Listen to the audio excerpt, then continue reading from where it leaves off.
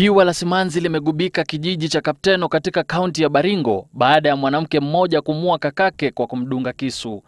Inasemekana kuwa Emily Ngetich alimdunga kisu mara kadhaa Rubin Chepkonga baada ya mzozo wa kinyumbani. Akithibitisha tukio hilo, OCPD wa Baringo ya Kati Omondi Musewe alisema kuwa tayari mshukiwa amekamatwa na atafikishwa mahakamani punde tu uchunguzi utakapokamilika. Polisi katika kaunti ya Murang'a wanamzuilia mzee mmoja mwenye umri wa miaka 62 baada ya kushukiwa kumbaka bintiye mwenye umri wa miaka 16.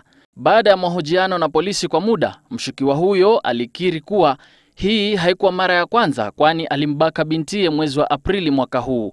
Inasemekana kuwa tukio hilo lilibainika pale ambapo walimu walitaka kufahamu ni kwa nini msichana huyo hakuwa akienda shuleni kinyume na hapo mbeleni.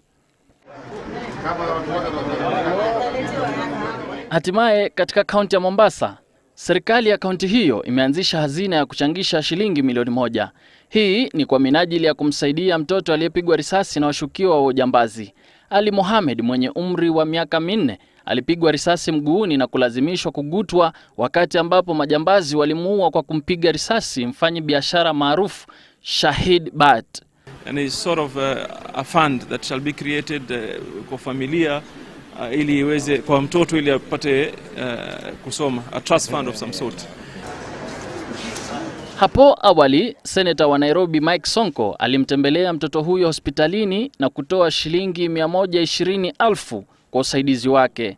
Kwa hivyo mimi ni kumwombea huyu mtoto, Mwenyezi Mungu amsaidie, amuguze haraka, kuombea pia mama yake na familia yake. Kwa hivyo tunaomba uchunguzi ufanywe mara moja. Gavana wa Mombasa Ali Hassan Joho na Seneta Hassan Omar hata hivyo wameitaka serikali kuimarisha usalama kote nchini.